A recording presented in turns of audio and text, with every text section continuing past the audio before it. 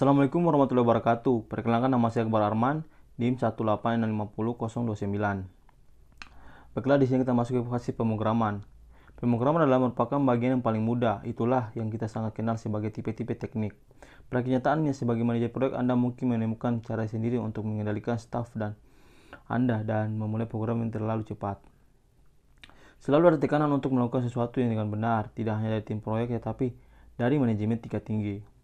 Aktivitas yang kita pada fase ini adalah menulis program. Kejadian pentingnya adalah menguji program, merencana test sistem, dan paling tidak mulai pada dokumentasi user. Daftar pemeriksaan pemrograman atau programming checklist. Sebelum Anda memulai programan, jawablah pertanyaan berikut. Apakah pemeriksa desain memerlukan pekerjaan kembali? Jika ya, jadwalkan waktu mulai dan penundaan pemrograman. Yang kedua, apakah sumber daya yang direncanakan dan program masih tersedia? Jangan terlalu optimis dengan proyek orang lain dan selesai tepat waktu. Jika ada pergantian staf, apakah Anda akan menguji kembali produktivitas mereka? Yang ketiga, apakah orang-orang ini telah dilatih? Programmer harus mengetahui tentang sistem operasi, bahasa pemrograman paket, dan alat-alat pemrograman yang digunakan. Mereka juga harus mengenal dengan baik aplikasi user dan masalah bisnis. Pastikan bahwa mereka telah membaca dokumen atau function specification. Yang terakhir itu, apakah lingkungan pemrograman cukup baik? Anda membutuhkan kemudahan untuk menggunakan software pengembangan dan alat-alat pemrograman. Komputer pengembangan harus mempunyai respon yang cepat, harus tersedia ketika diperlukan, dan harus dapat diandalkan. Langkah-langkah pemrograman. Langkah pertama yaitu rencana penggabungan atau plan the integration. Menurut akal sehat Anda tidak akan dapat membuat sebuah program sekaligus dan kemudian membuang semuanya. Ini memerlukan rangkaian langkah demi langkah, rencana urutan di mana Anda akan menggabungkannya. Kemudian langkah kedua yaitu mendesain modul. Programmer menerima beberapa tingkatan desain dari fase desain. Tugasnya adalah memecahkan modul secara rinci ke tingkat yang lebih rendah sampai mencapai keadaan programnya siap untuk melakukan pemrograman. Ini disebut desain modul. Programmer menerima penjelasan modul dari perancang seperti berikut. Programmer pertama-tama menggambarkan diagram struktur dari modul, terlihat pada gambar 9.2. Kemudian, desain modul adalah pendekatan top-down, dimulai dengan kotak paling atas, MST200, dan dipecah ke dalam subkomponen yang tepat. Kemudian satu subkomponen dapat dibagi lagi seperti pada gambar 9.4. Dan kemudian modul tersebut dipecah lagi sampai tercapai sebuah tingkatan di mana modul dapat diprogram. Pertanyaan yang bisa diajukan adalah, pada tingkatan mana desain sistem berhenti dan desain modul dimulai? Jawabannya adalah, desain sistem dipecah sampai pada tingkat di mana programmer dapat memulainya. Tingkatan ini dapat bermacam-macam, dari proyek ke proyek, bahkan dari satu bagian sistem ke bagian lainnya, tergantung pada programmer yang menerima bagian tersebut. Adapun pertimbangan lainnya adalah jika pemecahan modul yang dipastikan adalah sangat penting yang memerlukan prioritas seperti adanya respon-respon user-friendly atau konsisten, perancang bisa menunjukkan ke tingkat yang lebih rendah.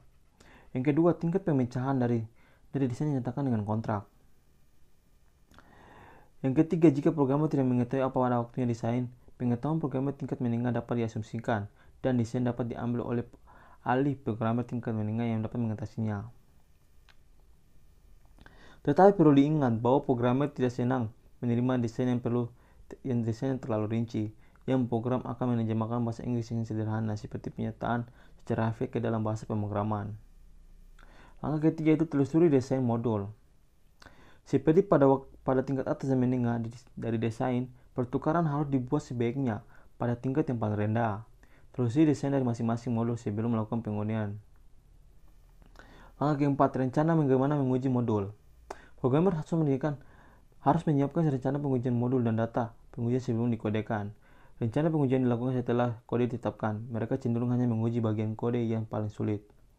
Pimpinan proyek bisa saja melakukan tuntutan pada penulisan rencana pengujian sepanjang desain modul sedang dilaksanakan.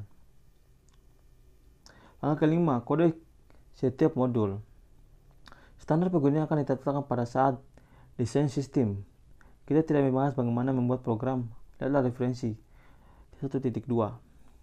Berikut ini adalah ringkasan sebuah program terstruktur, yaitu yang pertama, jika berukuran kecil, atur dasarnya adalah kira-kira 100 baris kode yang dapat dieksekusi dan listingnya tidak lebih dari 2 halaman.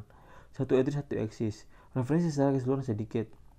Konstruksi terstruktur yang digunakan berurutan if then, else, case, while, until, cal, bukan goto. Langkah ke-6, menguji modul. Tahap pertama disebut pengujian white box. Programmer harus mengetahui isi di dalam modul dan menyediakan data pengujian sehingga masing-masing path logikal dalam program dapat dieksekusi. Tahap kedua yaitu pengujian black box. Yang dapat dilakukan dalam pengujian ini, programmer harus mengabaikan bagian dari modul. Data disediakan secara berurutan dan juga seperti pemakaian sebenarnya. Langkah ke-7, menguji level terendah dari integrasi.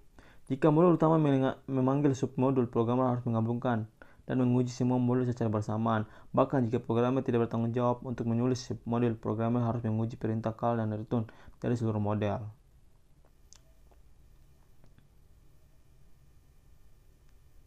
Langkah ke-8 itu menyimpan semua hasil pengujian penggabungan modul-modul yang telah diuji. Hasil pengujian digunakan untuk menyusun statistik yang menunjukkan penyebab dan cara perbaikan serta biaya-biaya yang dibutuhkan untuk memperbaiki kesalahan-kesalahan program. Pimpinan proyek bisa menguasai dan mengepalai penggabungan ini pada sistem berukuran kecil sampai sedang.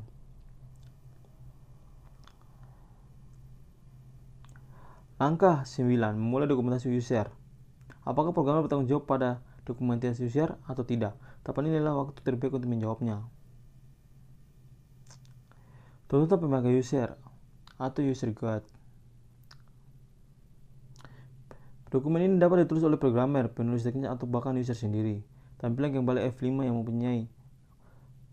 tampilan gambar FSS yang mempunyai bagian rinci mengenai menu, layar, form, dan user interface-nya.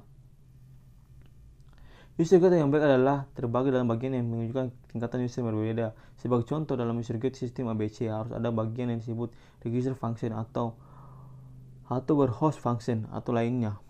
Material harus disesuaikan agar user dapat menggunakan secara normal. Hal ini membuat user guide berguna untuk mempelajari sistem. Tuntunan pemeliharaan atau maintenance guide. Bagaimana Anda menemukan programmer untuk merinci dokumen dari program mereka untuk pemeliharaan berikutnya? Kebanyakan manajer proyek mengalami kesulitan dalam hal berikut. Programmer enggan untuk melakukan dokumentasi sebelum program ditulis, dan beruntunglah menemukannya setelah semuanya selesai dikerjakan. Programmer berpikir bahwa pemeliharaan memerlukan penjelasan secara rinci dari logika pemrograman. Sangat membosankan untuk menulisnya, dan sebenarnya tidak perlu. Berikut ini adalah solusi sederhana tentang hal tersebut. Lebih baik merinci spesifikasi desain tingkat modul secara terstruktur, mendokumentasi sendiri kode, dan rasa cukup untuk memelihara sistem. Kemudian tuntunan operator, tuntunan manajer sistem. Sama seperti user guide untuk orang-orang menunjukkan sistem di pagi hari, mematikannya, melakukan backup, menangani permasalahan utama, memerlukan perhitungan, dan lain sebagainya. Dokumentasi yang disediakan oleh perusahaan hardware sistem operasi mungkin cukup hanya untuk prosedur software tertentu yang harus tulis ulang. Dokumentasi pelatihan. Jika Anda memberikan kursus bagaimana menggunakan sistem, rencana apakah materi pelatihan akan diperlukan, atau user baik harus menambahkan hal ini. Anda mungkin harus membuat bantuan pelatihan seperti transparansi, buku latihan, pengujian, dan lain sebagainya. Peralatan program atau programming case tools. Berikut ini adalah produk software yang membantu programmer untuk melakukan pekerjaan dengan baik. Software disebut adalah CASE, Computer Aided Software Engineering, karena membantu proses pemrograman secara otomatis. Bahasa pemrograman. Bahasa pemrograman atau compiler adalah alat yang sangat penting jika bahasa pemrograman itu sederhana dan sesuai dengan aplikasi programmer yang akan dapat mempelajari dengan cepat. Gunakan jenis yang diperlukan secara tepat dan lakukan. Language Extensive Editor atau LCI. LCI menyediakan template untuk setiap pernyataan dalam bahasa pemrograman. Sebagai contoh, bahasa Pascal user dapat mengetikkan for dan s dan menghasilkan sebagai berikut. Pendeteksi atau debugger. Debugger membantu meriksa dan memperbaiki kesalahan program. Debugger dapat menghentikan program, menelusuri kesalahan dan memeriksa kesalahan berikutnya. Debugger yang baik dapat mengisikan dan menetapkan variabel pada semua titik, seperti pada pengisian bagian fisik dari program. Kode manajemen sistem atau CMS seringkali disebut manajer konfigurasi. CMS tidak tersedia untuk semua bahasa pemrograman. CMS adalah perpustakaan yang memiliki sendiri semua sumbernya. CMS menetapkan orang-orang yang melakukan update dan memastikan tidak terjadi konflik jika dua orang mengupdate modul yang sama pada saat bersamaan. Modul manajemen sistem atau MMS bisa digunakan untuk proses compiler dan link secara otomatis atau membangun sebuah sistem. MMS dapat membangun kembali semua komponen tersebut yang diubah secara pembangunan yang terakhir. Tes manajemen atau TM. TM digunakan untuk menguji sebuah modul secara otomatis. Untuk menggunakan TM, Anda harus mendefinisikan serangkaian pengujian terhadap modul. TM akan mengerjakan pengujian dan memberitahukan program jika hasilnya berbeda dengan yang diharapkan. Hak cipta atau copyright. Tapi dari hak cipta software adalah tetap pada pengadilan, tetapi terdapat peraturan pemerintah yang tidak hanya merupakan bagian dari software yang memiliki hak cipta, tetapi juga berkenaan dengan hal yang berhubungan dengan software, apapun tujuan dan artinya. Jika Anda ingin melindungi kode-kode Anda, tambahkan pemberitahuan hak cipta pada masing-masing modul dan dokumen aslinya. Kesimpulan dari fase pemrograman. Berikut ini beberapa pemikiran tentang pemrograman.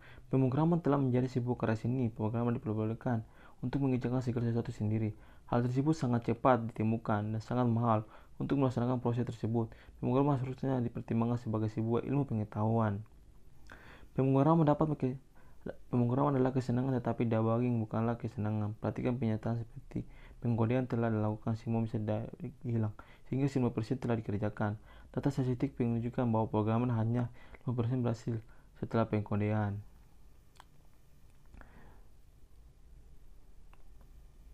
Berikut ini beberapa pemikiran tentang programmer. Programmer selalu meremehkan tugas, mengajari mereka pesimis merupakan hal salah.